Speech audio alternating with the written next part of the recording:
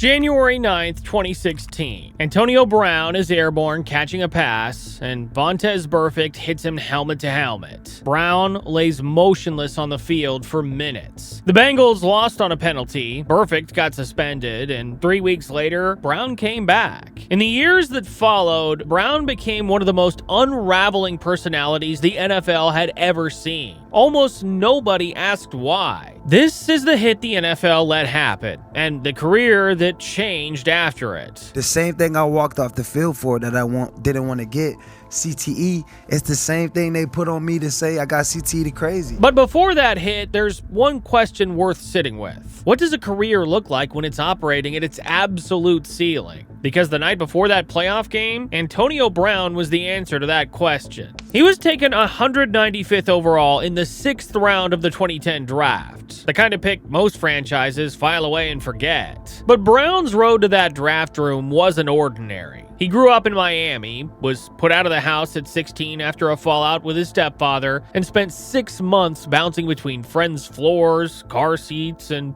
cheap motels before finding his way to Central Michigan. He chose jersey number 84 for a reason. 8 times 4 is 32. 32 franchises that either passed on him or didn't think twice. And every time he lined up on that field, that number was still on his back. But what followed the draft is where the real separation happened. Brown was in the film room when his teammates had already gone home, running routes after practice. Nobody was scheduled in the gym at 4 a.m. before most players had even opened their eyes. And across a 5-year stretch in Pittsburgh, he didn't miss a single practice. Former offensive coordinator Todd Haley brought young receivers to Miami to train with him in the offseason, and most of them tapped out after 2 days. James Harrison was the hardest worker in that entire Steelers building, put Brown right alongside him on any scale of commitments. And here is what that work actually produced. In his second season, Brown became the first player in NFL history with over 1,000 receiving yards and 1,000 return yards in the same year. 6 straight seasons of 100-plus receptions, the longest such streak the NFL had ever recorded.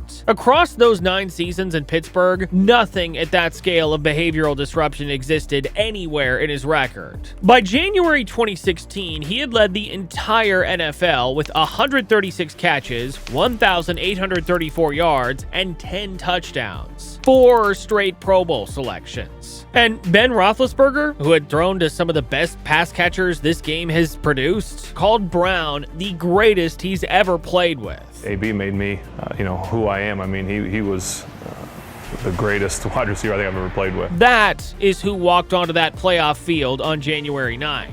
A player who had survived every obstacle the NFL could place in front of him. Homelessness at 16, a 6th-round pick, 32 franchises that didn't believe in him, and came out the other side through nothing but pure, documented discipline. And that is who Vontaze Burfict's helmet found. But stop here for a second. Because before that play even happens, there's something the NFL already had on file, and it changes what this hit actually means. 32 seconds left on the clock. Pittsburgh is down by 1. A field goal wins it. Roethlisberger drops back and throws over the middle. Brown runs his route and goes up for the ball. That is when Burfict arrives from the blind side, helmet to head. Brown doesn't stumble, he collapses. The officials flag it for unnecessary roughness. Adam Jones draws another personal foul on the very next play. Pittsburgh converts the penalty yardage into a field goal, the Bengals lose 18-16, and Brown is helped off the field. He had a confirmed concussion, and Tomlin placed him in protocol immediately. In the days that followed, Bengals quarterback Adam Jones told reporters he believed Brown had faked it, saying Brown even winked at him walking off the field. Antonio Brown actually hurt? Man, Antonio Brown was not hurt. You think he was faking it? I know he was faking.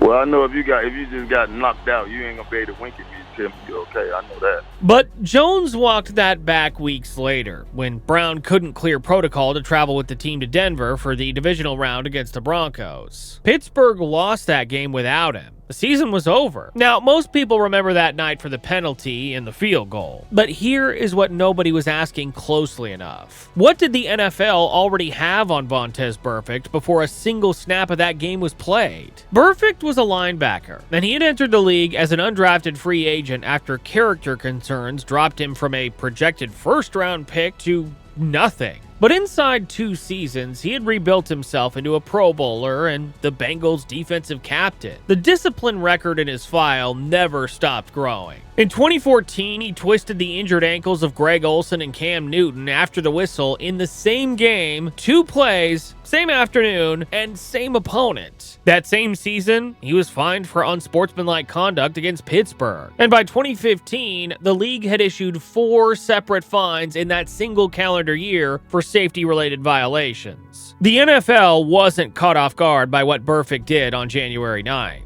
You'd think that kind of record would force a different call. And technically, it did. After the Brown hit, they suspended Burfict without pay for the first 3 games of the 2016 regular season, his first career suspension as part of what the league described as a documented pattern of dangerous play. But 3 games were the answer, because the NFL's response to Burfict's record was fines. Fines are not deterrents. They're a fee schedule. And yet, they let him play the rest of that season, and the 2 seasons after it. Antonio Brown stayed in the league too, but the behavioral changes that unspooled over the following years, Oakland, New England, Tampa Bay, the allegations, the shirtless sideline exits, began in the months after this game, not before it. This is not a story about whether Antonio Brown changed. It's a story about what the league allowed to happen and what that cost a specific player. Because the question was never whether the NFL knew Vontaze Burfict was dangerous. They had flagged him 16 times for unnecessary roughness and personal fouls across his career. The question is what they decided to do about it and who absorbed the cost of that decision. That question has an answer, and it starts with what came after Brown returned from that concussion. 6 weeks after the hit, Brown described what he had been carrying during Super Bowl week. I had no energy, bad balance, dizziness, headaches. I wouldn't have been able to play. He officially cleared concussion protocol on January 28th. 19 days after the hit and 11 days after Pittsburgh's season had already ended on that Denver field without him. But here's what the 6 years after that actually looked like. In January 2017, a full year after the hit, Brown broadcast the Steelers' post-game locker room on Facebook Live while Tomlin was still addressing the team. One of the first widely reported incidents of that kind during his Pittsburgh years. And it didn't stop there. The following year, during a routine walkthrough practice, he threw a football toward Roethlisberger following a disagreement, something reporters described as fairly ugly, with Brown totally in the wrong. He went absent from the facility multiple times that season, and Pittsburgh moved on, trading him to Oakland. In Oakland, Brown suffered severe frostbite on both feet during a cryotherapy session before training camp even opened. When he returned, a preseason standoff over his helmet model consumed weeks, and the situation eventually escalated into fines and voided guaranteed money totaling millions. The Raiders released him before the regular season even started.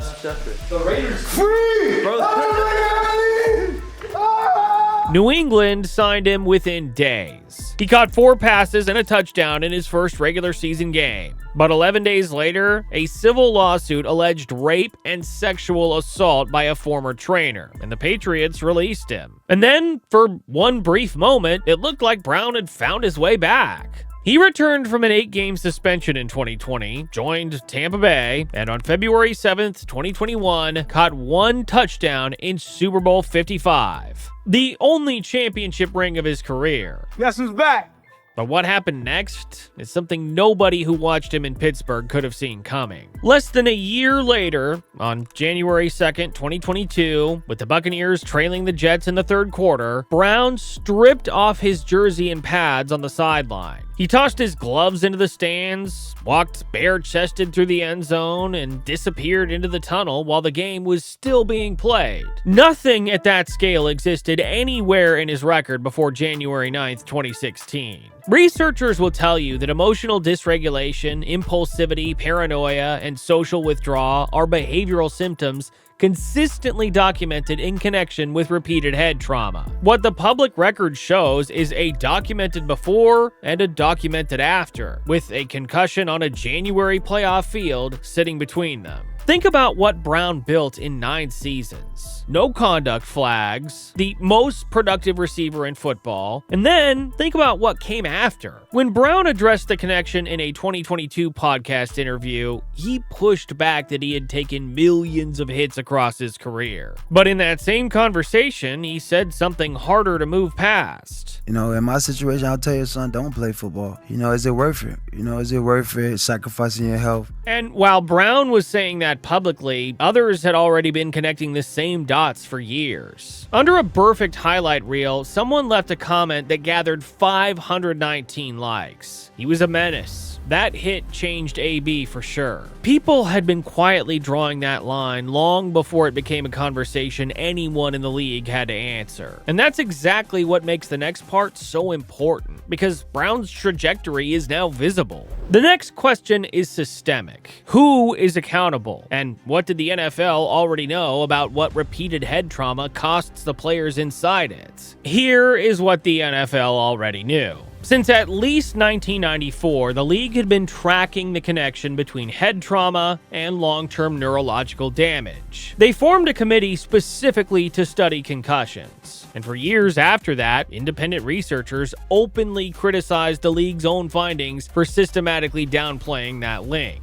By August 2013, before any of this became public, the NFL was already settling a class action lawsuit brought by thousands of former players, with tens of thousands more eligible. A figure expected to reach nearly $1 billion over 65 years. Those players said the league concealed the dangers of head trauma, rushed injured players back onto the field, and profited from the kind of contact that caused permanent damage. The condition at the center of that lawsuit was chronic traumatic encephalopathy, CTE, and the league was paying nearly $1 billion to acknowledge what it costs. Final court approval on that settlement came in April 2015, 9 months before Antonio Brown went down on that playoff field. So while the NFL was closing a $1 billion acknowledgement of what repeated head trauma costs players, Vontaze Burfict was still in a Bengals uniform, fined, flagged, and on an active NFL roster. Burfict was finally banned from the league in September 2019, 3.5 years after the hit on Brown following a helmet-to-helmet strike on a Colts tight end that the NFL called the most severe on-field punishment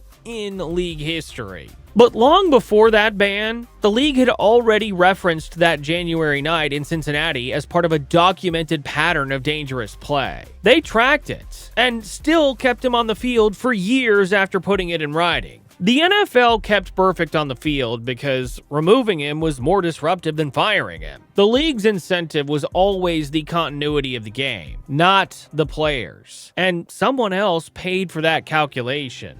Now, go back to January 9th, 2016. Brown airborne, motionless on that field for minutes. A receiver who had spent 9 seasons building something nobody in the league could match. No conduct flags, no locker room fractures, just production and discipline at a level this game had never seen. That is who absorbed the cost of the NFL's calculation that night. Not the league, not the franchise, Antonio Brown. Every time you watched him run around in Pittsburgh, that calculation was already in motion. And what followed his career after that playoff field was the result of it. We'll never know exactly what that hit cost Antonio Brown, but we know the NFL had every piece of information it needed to make a different call. They just decided not to. The most decorated receiver of his generation didn't disappear because of what he did. He disappeared because of what he was allowed to absorb. And that is a story the NFL has never had to answer for. If this video changes how you see that, hit that like button, comment on what you want us to cover next, and subscribe for more stories like this. You won't want to miss them.